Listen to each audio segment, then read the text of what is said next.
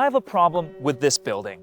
And no, it's not the way it looks or how expensive it is or that it's ruining the neighborhood or whatever. No, my problem is what's going on inside this building. When you look at the floor plan, you'll notice it only has one elevator. Just one elevator throughout this entire apartment. Then there's this apartment in Seattle. It's 4.5 stories tall and has no elevators at all. I guess there's no need for a gym membership when your building is the gym membership. Or take this horror story. Last year, a broken elevator at this 12-story apartment in Vancouver left residents stranded for months while it was being repaired. And that's not an isolated incident. It's common to see elevator repairs take months, leaving the people who rely on them with no other options. I think these stories are connected. We're starting to learn that North America kind of sucks at elevators, building them, repairing them, and pretty much anything to do with them. So for this story, we're going to find out what's up.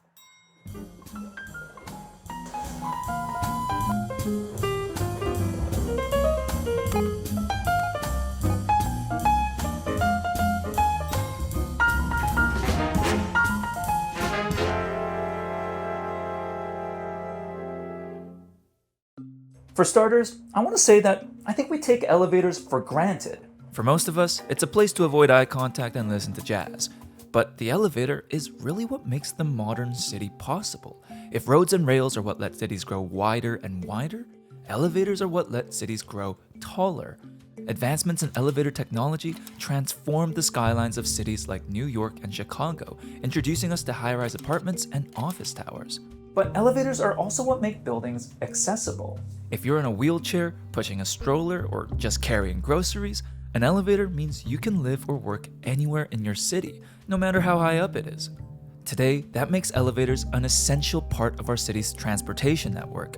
Over 18 billion trips are taken by elevator each year in the US, which is more than planes, trains, and buses combined. All that is to say, elevators should really be considered a core part of a city's infrastructure, arguably as important as its roads and subways.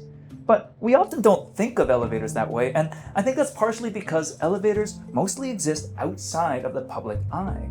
Hidden behind the closed doors of privately owned condos, apartments, and offices. Perhaps because of that, we haven't really had much insight into how this critical part of our city is really doing.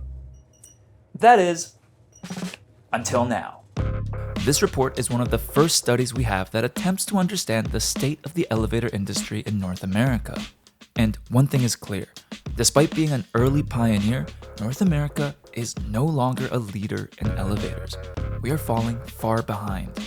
The report's first major finding, elevators cost at least 3 times more to build in Canada and the US than anywhere else in the world. For example, an elevator for a mid-rise apartment might cost $35,000 in Switzerland on the low end and up to $63,000 on the high end in France. But in North America, that elevator would cost between $158,000 and $178,000. And those are just the upfront costs. Once installed, elevators need to be inspected, maintained, and repaired for decades afterwards. That upkeep is actually the largest cost of an elevator throughout its lifetime. And this is where we truly pay eye-watering prices. Elevator maintenance costs in the US are up to 10 times more expensive than Europe.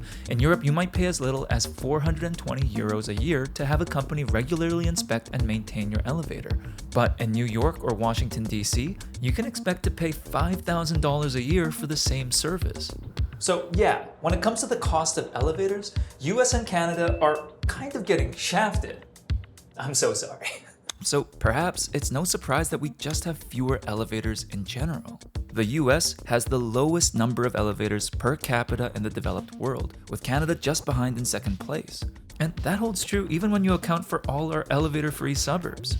The actual reason why we have fewer elevators in North America is because we kind of skimp out on elevators for our buildings.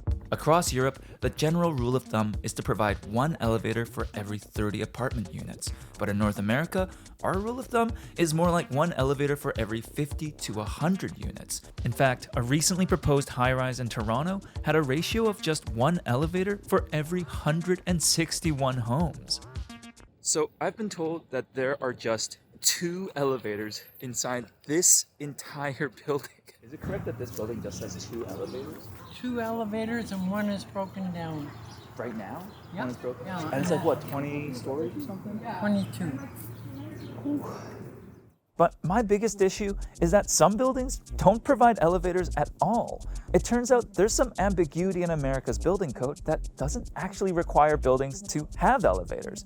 So developers can ultimately choose whether or not they want to include one. And when elevators are this expensive, many end up building something like this.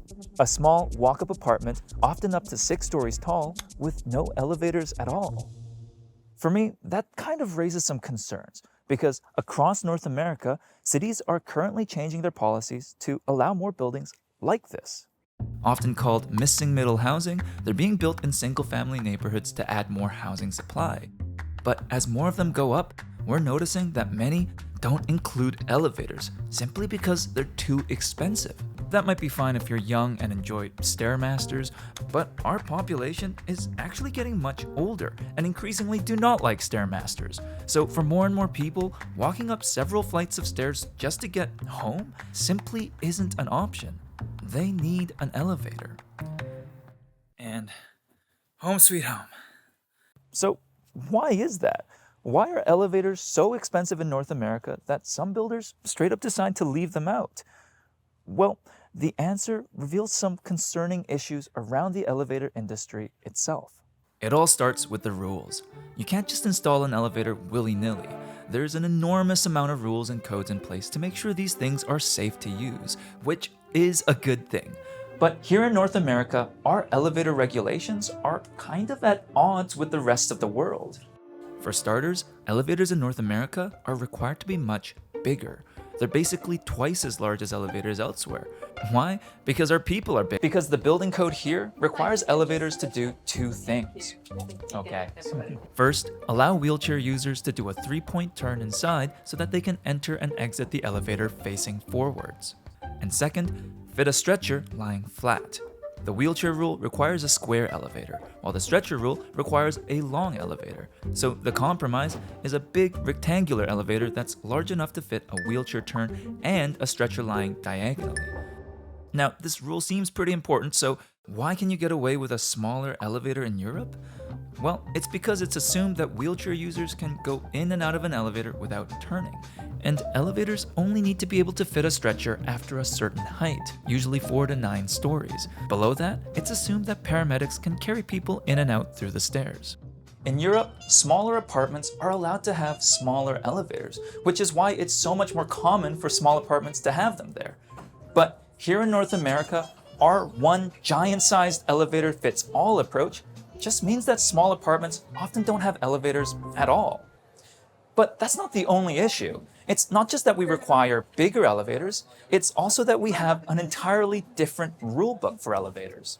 If you're a company that wants to build an elevator or an elevator part, you have to get it certified, which is a very difficult, very expensive process, but at the end of it, you get a stamp of approval by some organization saying, hey, it's safe to use this thing. To get that certification, you basically have 2 options. You can either certify your elevator using the ASME A17.1/CSA B44 code, which will let you sell your elevator in the US and Canada. Or you can certify your elevator using the EN81 code, which will let you sell your elevator in the rest of the world. Yes, you heard that right. The US and Canada use one system for certifying elevators, while the literal rest of the world uses a different one. To make matters worse, our special snowflake of a code isn't even consistently applied within our own borders. There are almost 100 different regions in Canada and the US that each decide which version of the elevator code they'll use and what add-ons they'll include. For example, California uses the 2004 version of the elevator code, while the state of Illinois uses the 2019 elevator code, while the city of Chicago uses the 2016 elevator code. Now, the North American and European elevator codes are honestly not all that different on the whole. We basically end up with the same elevators with the same track record around reliability and safety. But the fact that 2 different codes exist means that elevator companies need to make 2 slightly different elevators with slightly different parts. One they can sell in North America and one they can sell in the rest of the world. But they don't actually do that. What actually happens is that many elevator companies just don't make elevators for the US and Canada at all. North America accounts for less than 5% of new elevator installations worldwide, while China and Europe alone account for over 80%. It's way more lucrative for these companies to certify their parts for the global market, and it's just not worth the trouble for them to create a whole other part and certify it again for a market that's this small and this fragmented. And that creates the perfect environment for an oligopoly. As a result of North America's niche elevator code, only the largest elevator companies bother to do business here. You might not recognize their names, but once you know them, you'll see them everywhere. Kone, Schindler, TK Elevator, and Otis. These 4 companies take up a lot of market share in other countries already, but here in Canada and the US, they basically are the market. The Big 4 make up almost 70% of the elevator market in the Americas, while taking up less than 60% in Europe and less than 40% in Asia. And in Ontario, these 4 companies build 90% of elevators in the entire province and maintain over half of them. Those big companies use tactics to further dominate the elevator maintenance industry as well. They require buildings to sign exclusive service contracts that make them the only ones that are allowed to fix your elevator when it's broken. Or they include proprietary parts in the elevator that only they can produce and replace. In the rest of the world, smaller to mid-sized elevator companies compete with the Big 4 for market share and force them to be better. But here in North America, these companies face little to no competition. There are, of course, other challenges to building and maintaining elevators in North America too. Many also point to a general shortage of elevator technicians, or debates over how much of an elevator should be built in a factory versus on site, and complications with the supply chain. But for me, North America's elevator problem ultimately boils down to the rules, our hot mess of elevator regulations that not only require us to build bigger elevators, but leave us outside of the entire global marketplace for elevators entirely. Which makes elevators here more expensive, more difficult to repair, and just makes life harder for those who rely on elevators the most.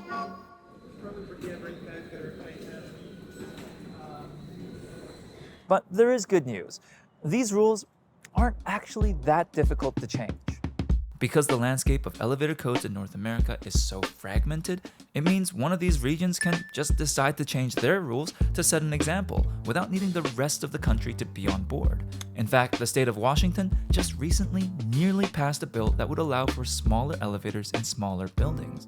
And here in British Columbia, there's been some interest in changing the building code to allow for smaller elevators as well.